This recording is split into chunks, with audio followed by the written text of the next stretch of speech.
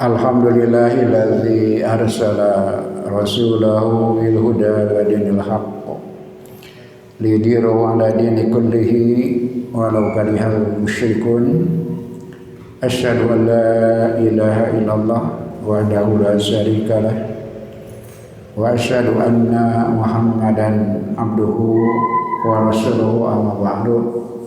Alhamdulillah kalian kurnia Allah hidayah inayah anjeuna mudah masih dibarinan kesempatan mangrupi yuswa dengan kesehatan fisik. Oke, insyaallah pancengan manah urang sadaya kanggo salamina aya dina jalan anjeuna. Mudah-mudahan urang sadaya tiasa ngajaga ngarawat ngarumatna saya hadir nalika mulang aya dina husnul khotimah. Amin ya rabbal alamin. Tepang deui dina pembahasan surat An-Nisa 78 anu kalintang pisan panjangna. Ayeuna episode ke-10. Tiasa dibayangkeun upami dihutbahkeun berarti 10 jaman sakali pertemuan saja teh. Teu kagambar. Namun kitu kenyataanana di ayat dijelaskeun kalintang pisan panjang lebarna.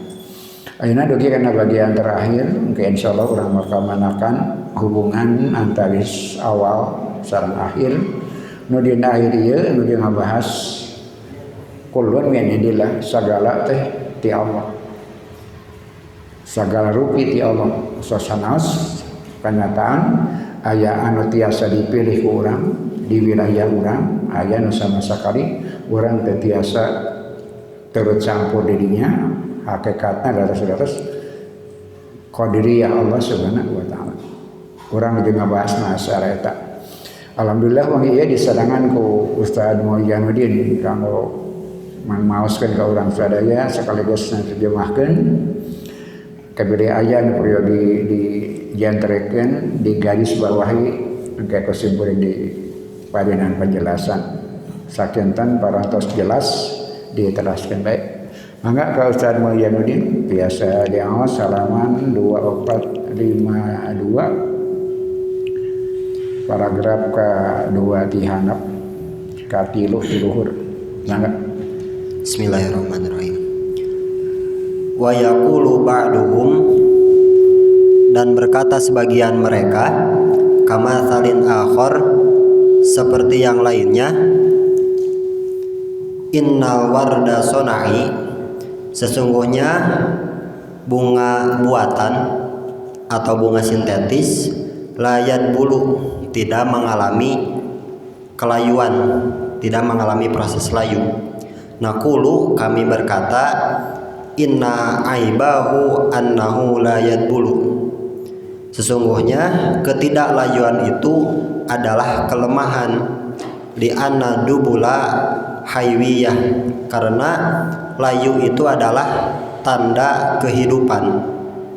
Wa adamu dubuli, dan ketidaklayuan itu dalilun, menjadi tanda ala annahu la hayata fihi, bahwasanya tidak ada kehidupan padanya.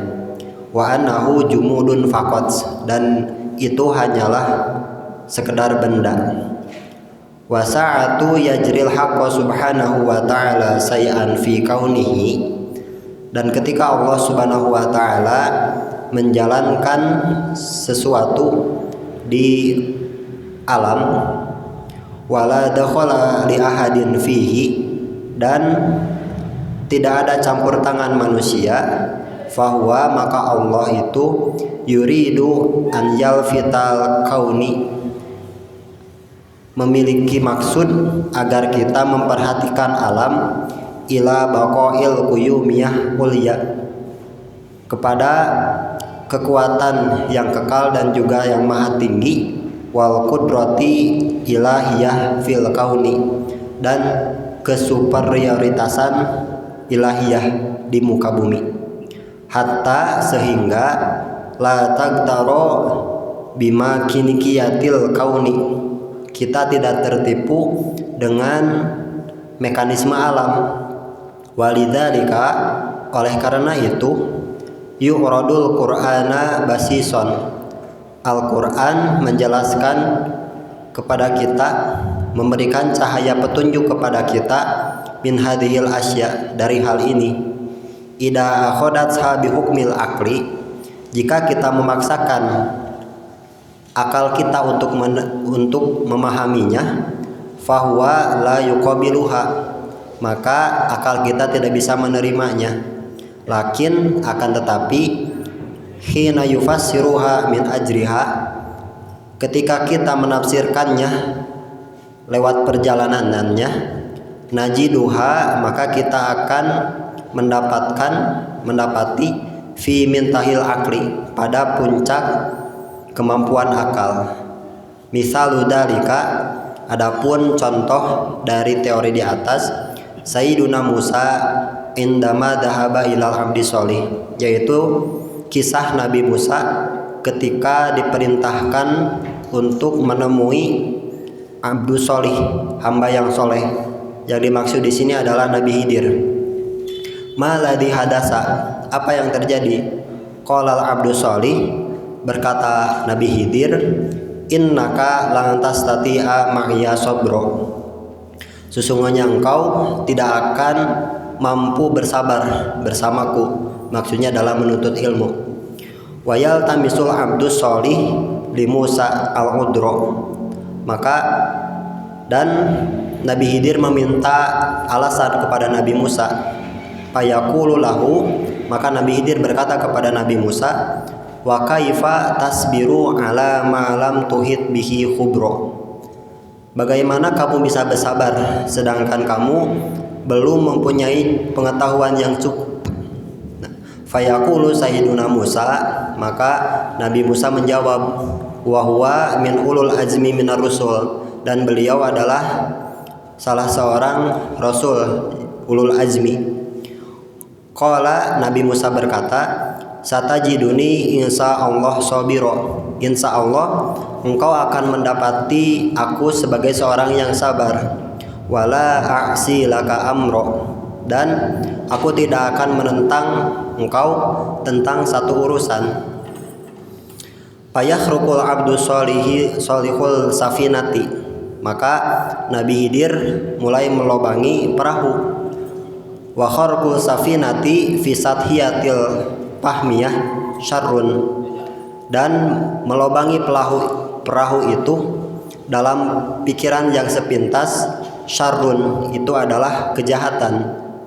Wa 'alar ragmi min anna sayyidina Musa wa adal abdus sholih, dan walaupun Nabi Musa telah berjanji kepada Nabi Khidir bi'adamil isyanil amri, untuk tidak menentang satu hal, wa an yakuna sabiran, dan Nabi Musa akan menjadi seorang yang sabar, ala ragmi min dalika, tetapi menghadapi hal itu, lam yutik hadisata kharqas safinati, Nabi Musa tidak mampu memahami kejadian atau perkara tentang dilobaginya perahu itu. Faqala li abdi sholih, maka Nabi Musa berkata kepada Nabi Khidir, akharaq taha litugriqo ahlaha, apakah kamu melobangi perahu itu litugriqo ahlaha, untuk menenggelamkan penumpangnya? Laqad ji'ta syai'an imro, sungguh engkau telah membuat kesalahan yang besar. Laqad saka Sayyiduna Musa fi dhahiril amri, Nabi Musa menyangka demikian karena apa yang nampak di hadapannya. Walakin, akan tetapi, indama yudrikul hikmah, ketika sampai hikmah kepada beliau, yajiduha, maka kita akan mendapati ainil khairi, poin dari kebaikannya. Falau lam yakhrukul abdu sholih safinah, kalaulah Nabi Khidir tidak melobangi perahu itu, la khodahal malikul dhalimu alladhi ya'khudu kulla safinatin sholihatin wasalimatin gosba, maka akan ada pemimpin yang zalim yang akan merampas semua perahu yang baik dan juga mulus. Wa kana wara'ahum maliku ya'khudu kulla safinatin gosba, dan di belakangnya ada pemimpin yang akan merampas semua perahu. Falaula lam yakhruk hal abdus solih, dan kalaulah Nabi Khidir tidak melobangi perahu itu, lamas taroda ashabus safinatahum, maka para pemilik perahu tidak bisa menahan atau tidak bisa mempertahankan perahunya. Wabil kharqil safinati satadulu li ashabiha, dan karena perahu dilobangi, satadulu li ashabiha, maka perahu itu tetap ada di tangan pemiliknya. Di anna biha adban, karena perahunya rusak. Yastati'una islahahu ba'da dalika, dan pemiliknya bisa memperbaiki perahu itu setelah terjadi perampasan. Idzan, oleh karena itu, kullu sayyin, segala sesuatu, yajri, yang berjalan, ala ghairi ma tastahi sathiyatul fahmil basori, yang tidak dalam pemahaman pemikiran sepintas manusia, falna'lam, maka ketahuilah, annaha, bahwasanya itu, madamati laisati min ahadin, selama bukan dari manusia, wahya minal mukawwinil a'la, dan sumbernya dari Allah atau pencipta yang maha tinggi, fawaro'aha hikmatun, maka di belakangnya pasti ada hikmah. Dalam bagian ini As-Sa'rawi menyadarkan kita bahwa kadang-kadang ketika kita tidak mampu untuk memahaminya, justru dengan tidak memahami itu adalah kebaikan. Ada misteri. Kalau dikaitkan dengan ayat yang awal, jadi bukan kematian saja misteri. Bahkan dalam kehidupan sehari-hari pun kita boleh jadi menghadapi misteri-misteri itu. Bapak-bapak maksud beda lagi perkara tos asa pasagi persiapan anak, kemudian gagal. Jangan kecewa. Boleh jadi di belakangnya Allah sedang mengajarkan sesuatu, ada hikmah yang kita tidak tahu, bahkan keburukan sekalipun. Tadi menarik digambarkan kalau ada bunga mawar dua, yang satu bakal layu, yang kedua tidak akan layu. Mana yang akan Bapak pilih? Ada bunga mawar indah dua, tapi yang satu bakal layu, yang kedua tidak akan layu. Mana yang Bapak pilih? Boleh jadi kita memilih yang tidak layu, karena dalam pikiran tidak layu itu positif, padahal tidak layu itu negatif. Kenapa? Yang tidak layu itu bunga plastik, yang layu itu justru yang indah, karena dia bunga yang hidup. Kadang-kadang seperti itu. Bunga layu dalam pikiran kita negatif, padahal positif, menunjukkan dia hidup. Bunga yang tidak layu boleh jadi di pikiran positif dan negatif. Kenapa? Yang tidak layu adalah plastik palsu.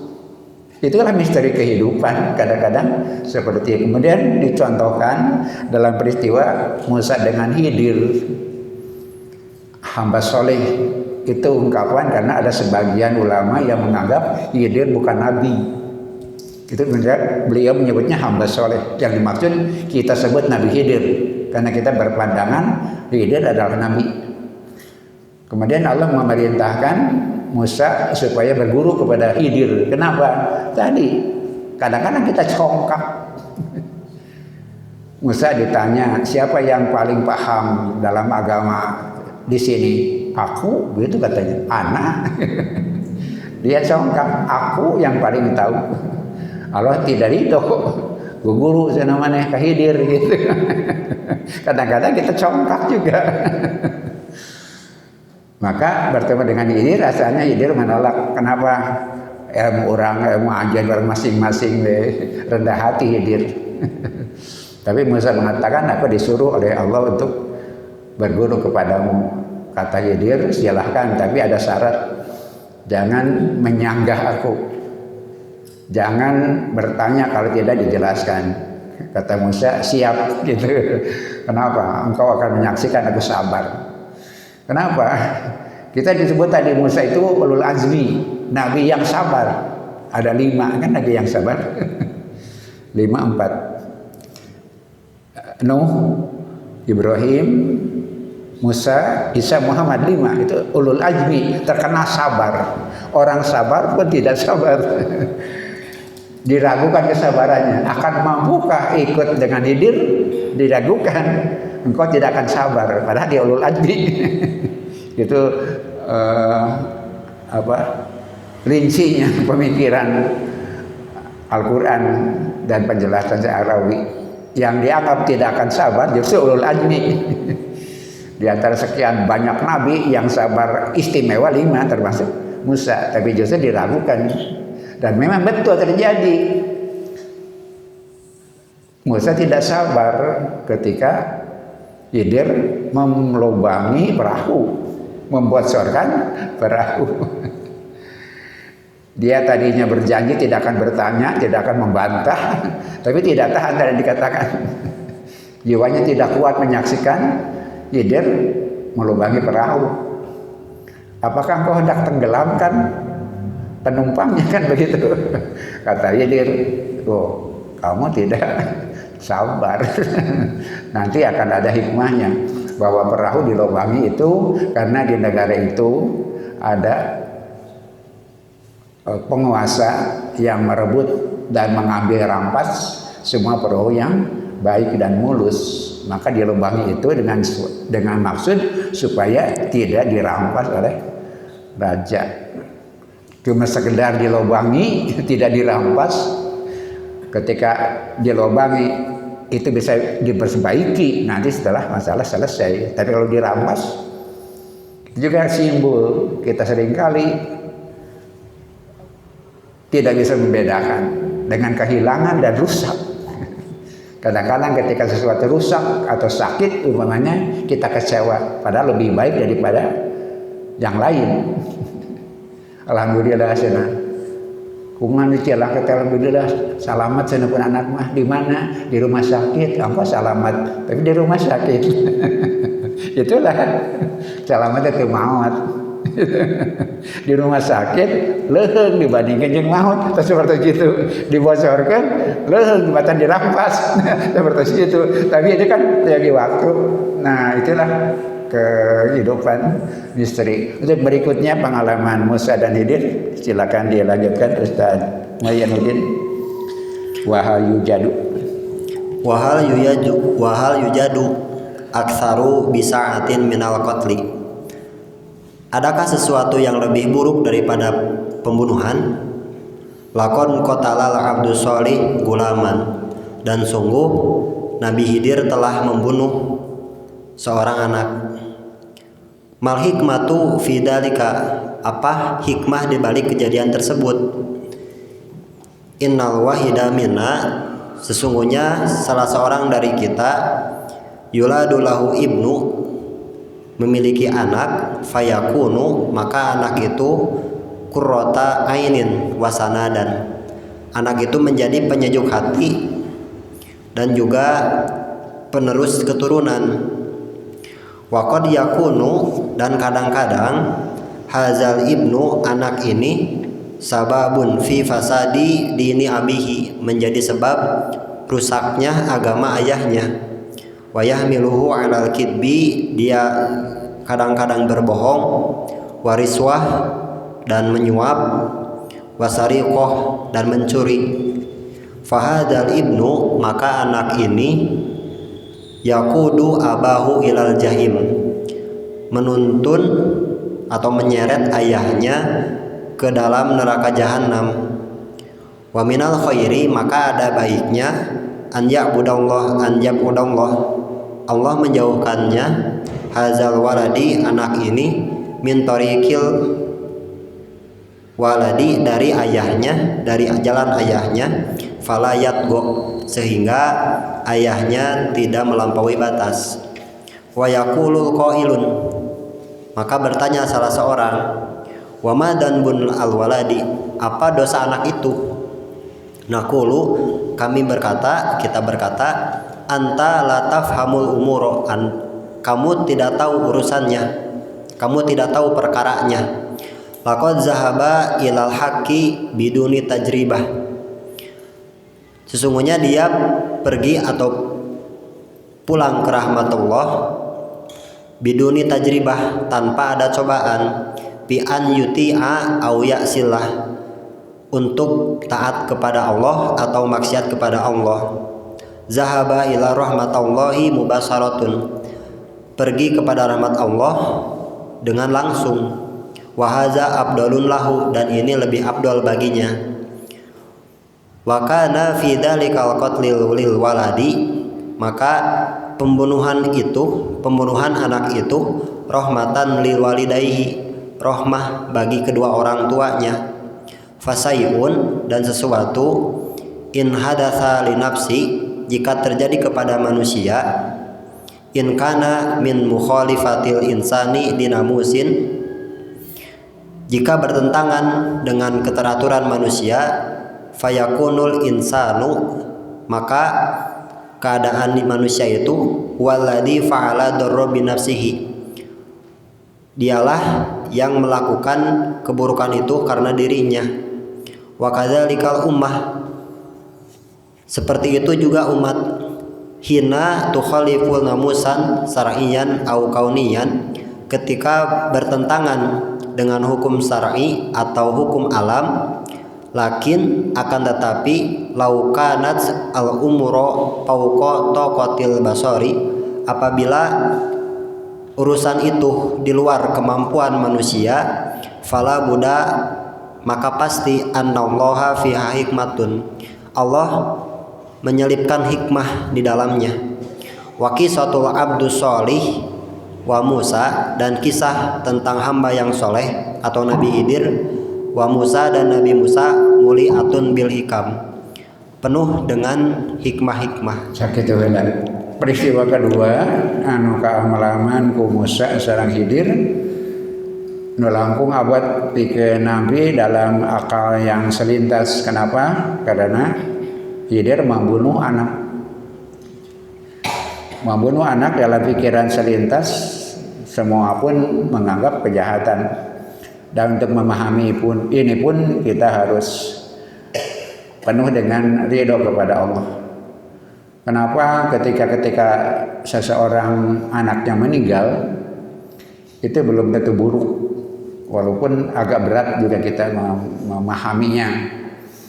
Kenapa? Karena anak itu boleh jadi akan membawa ayahnya ke neraka, karena untuk menanggung beban mengurusnya. Karena itu orang melakukan apapun demi cinta kepada anak. Boleh jadi dia menipu, boleh dia menampa suap, menerima suap, boleh jadi perbuatan lagi mencuri dan sebagainya. Dalam kondisi seperti itu si anak buruk buat ayahnya. Maka ketika anaknya diambil Allah, walaupun tadi saya gambarkan kalau peristiwanya membunuh kita agak berat, tapi kadang-kadang begitu, tidak terhindarkan. Jadi hidup tidak terhindarkan misteri itu. Anaknya meninggal dunia, itu baik atau buruk? Dalam kondisi tertentu karena kehendak Allah, boleh jadi maksud untuk menyelamatkan ayahnya, karena ayahnya andai kata mengikuti kehendak anaknya dalam penghidupan kemudian hari, di masa lebih lama dari itu, kalau dibiarkan budak anak itu hidup, boleh jadi akan membawa anak bapaknya ke neraka. Itulah misteri kehidupan. Sepahit apapun kita harus terima. Kenapa? Ketika kita sudah ikhtiar kemudian tidak mampu dan benar-benar itu kehendak Allah murni dan kita tidak bisa mengelak, yakinlah sepahit apapun di sana ada hikmah untuk kita sekalian. Itu peristiwa yang kedua yang berkaitan dengan Khidir dan Nabi Musa. Silakan salajengna.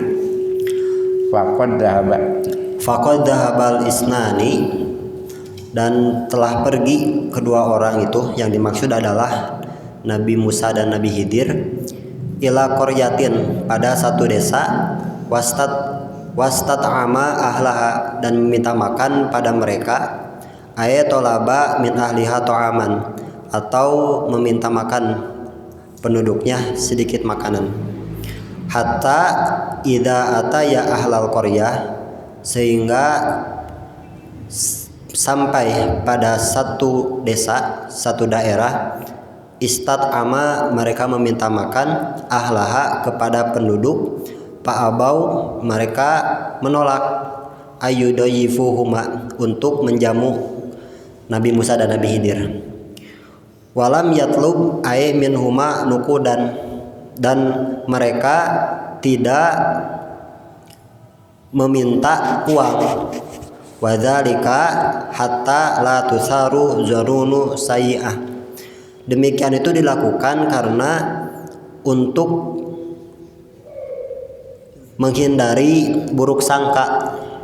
Walakin, akan tetapi, tolaba to'ama liyakulahu, meminta makan untuk dimakan, meminta makanan untuk dimakan. Wahwa awalul hajati daruriyatil lil insan, karena makanan itu adalah kebutuhan pokok bagi manusia. Faqalu lahuma, maka penduduk desa itu berkata kepada mereka, la, tidak, lanu tikuma, kami tidak akan memberikan makanan kepada kalian. Li anna ahlal tilkal qaryah, karena sesungguhnya penduduk desa itu, kanu, keadaan mereka, la'aman, jahat. Walidalika, oleh karena itu, itajahalaba abdu sholih, Nabi Khidir pergi menuju ila jidarun yuridu anjan kudo, pada tembok yang akan roboh. Fa'aqamahu, maka Nabi Khidir membangunnya.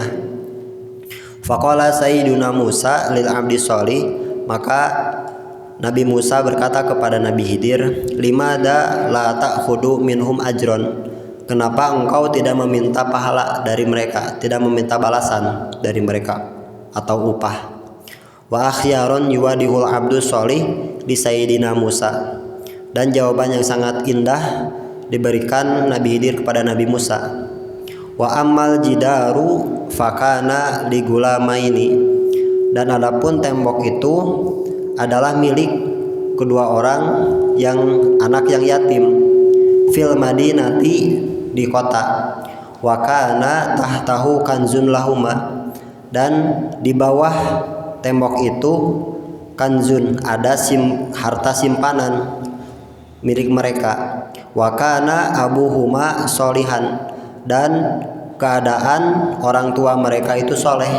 Fa arada rabbuka, dan Allah Subhanahu wa taala bermaksud, an yablugha asuddahuma, untuk memberikannya pada saat mereka dewasa. Wa yastakhrija kanzahuma, dan mengeluarkan perhiasan itu atau simpanan harta itu, rahmatan min rabbik, sebagai rahmah dari Tuhanmu. Wa ma fa'altuhu an amri, dan aku tidak melakukan hal ini karena keinginanku. Zalika ta'wilu ma lam tastati alaihi sabra, karena itulah engkau tidak akan mampu untuk bersabar. Fa ahlal qaryati li'ami, maka penduduk desa itu li'ami, jahat, alladina tuliba minhum ta'amu, yang dimintai makanan oleh Nabi Musa dan Nabi Khidir. Lam yakunu qadirina ala tahammuli amanatin hifdal kinzilil gulamaini, dan mereka tidak akan mampu untuk menjaga simpanan harta milik kedua orang anak tadi. Fa amarallahu abdu sholih, maka Allah memerintahkan abdu sholih, yahzubu kanzan an ahlat tilkal qaryati, untuk menutupi harta simpanan itu dari penduduk desa tersebut. Idan, oleh karena itu, fal masailu inzarat alal insani, masalah-masalah yang berjalan atas manusia bisababi minhu, yang disebabkan olehnya, fahuwa ladzi fa'ala darra bi nafsihi, maka sesungguhnya dia melakukan keburukan itu karena dirinya sendiri. Amma adapun idza kanal amro la dakhala lil insani fihi, jika keadaan urusan itu tidak ada campur tangan manusia, fa'alaihi, maka seyogyanya an yasiqo bihikmati man yajrihi, untuk yakin terhadap hikmah di belakangnya bagi yang menjalankannya, yang dimaksud adalah Allah. Wabidalika, dengan hal itu, yustaqbilul insani kullu sayyin yusibuhu birroha, maka manusia bisa menerima apa yang menimpanya dengan tenang. Peristiwa ketiga adalah ketika keduanya, Musa dan Khidir, masuk ke satu desa, kemudian minta makanan, ingin dijamu. Kemudian mereka menolak, penduduk desa itu.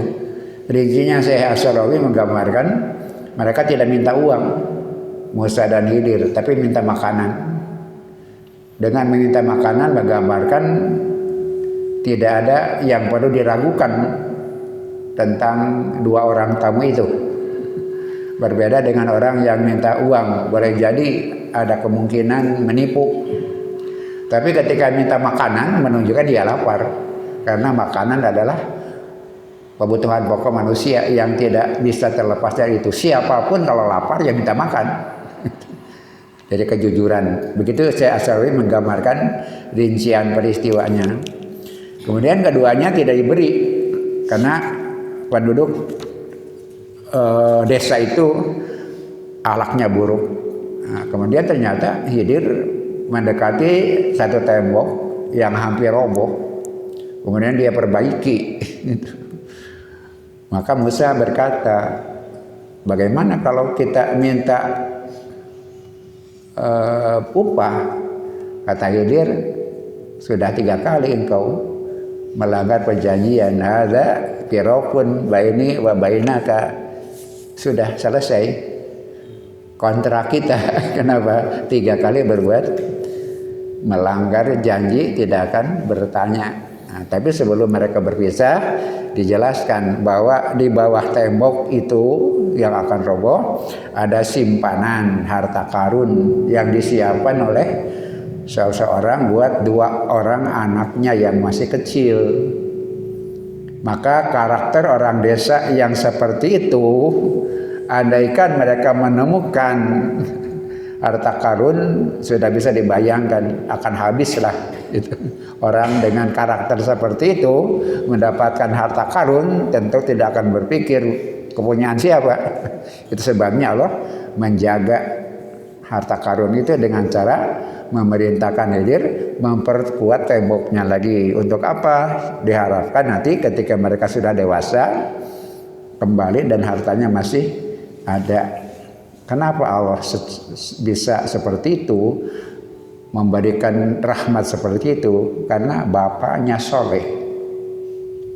Itu kan tak kunci, karena bapaknya soleh.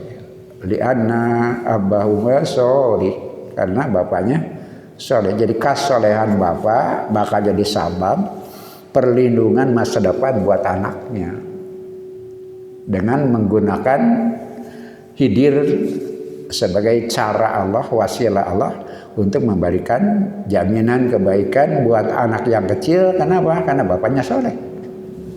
Dengan cara yang seperti itu. Silahkan diteraskan.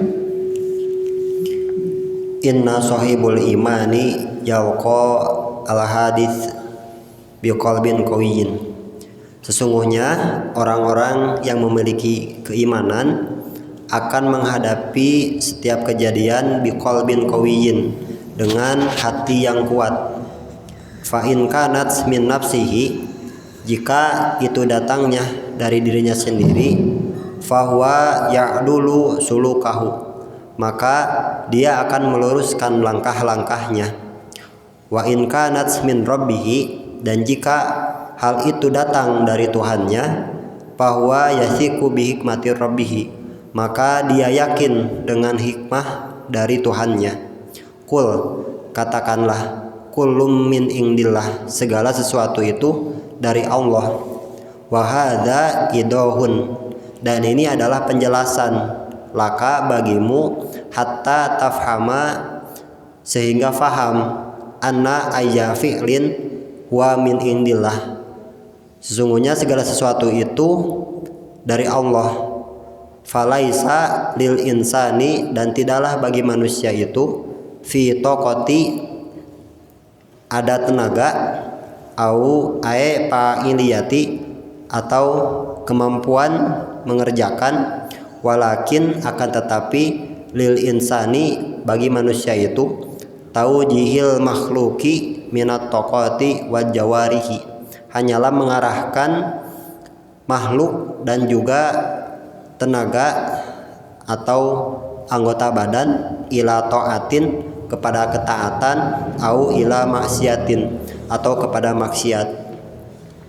Wa madama kullu min indillah, dan ketika segala sesuatu itu datang dari Allah, bahwa subhanahu, maka Allah subhanahu wa ta'ala, yuridu lana, menginginkan kita, an-natsluwal ajba, untuk memperhatikan atau menganalisa keajaiban-keajaiban, min haula'i wa naqra'uhu, dari hal-hal tersebut dan membacanya. Fayaqulu subhanahu, maka Allah subhanahu wa ta'ala berfirman, fama li haula'i qaumil la yakaduna yafqahuna haditha, mengapa mereka hampir saja tidak memahami perkataan sedikit pun. Kan ka'anna mantikil aklil wal fikri, seolah-olah wilayah akal dan pikiran, yakudani, mendorong, ila daruratil fahmi, kepada pentingnya pemahaman. Wa indama, dan ketika la yafhamuna dalika, tidak memahami hal tersebut, fanahnu, maka kita, nasta'jibu min adamil fahmihim, maka kita meminta keajaiban dari ketidakadaannya pemahaman. Wala nasta'jibu min adami fahmihim, dan kami meminta keajaiban dari ketidakadanya pemahaman itu, illa, kecuali, idakan al amru, apabila urusan-urusan al matruhu, disodorkan, amamahum, amro yastawibuhu aklu, disodorkan ke depannya urusan-urusan yang dikuasai oleh akal. Wal haqu yaqulu, dan Allah berfirman, la yakaduna yafqahuna hadisa, hampir-hampir saja mereka tidak paham terhadap perkataan. Wasa'ata yaqulu fulanan, dan ketika seseorang berkata la yafqahu, tidak paham, fahada maknahu, dan ini adalah maknanya, anna aqlahu mamnuun minal fahmi, bahwasanya akalnya tertahan dari pemahaman. Amma indama yaknaqulu, adapun ketika kita berkata la yakadu yafqahu, hampir-hampir tidak mengetahui, fahuwa yakni la yuqarribu hatta minal fahmi, tidak mampu mendekatkan dari pemahaman. Wal qaulul sani, dan perkataan yang kedua, wal aktsarul balaghah, lebih banyak kefasihannya.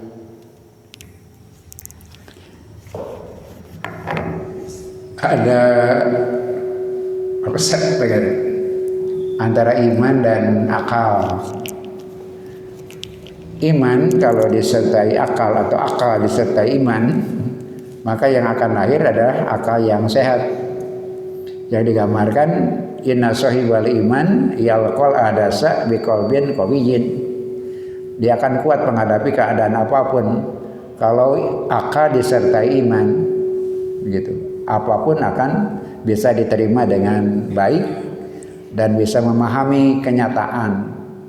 Tapi andai kata akal tidak disertai dengan iman, seringkali akal tertutup untuk menerima keadaan dan kenyataan.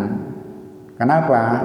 Ada kemutlakan Allah, ada keterbatasan kemampuan manusia. Akal itu alat, peralatan.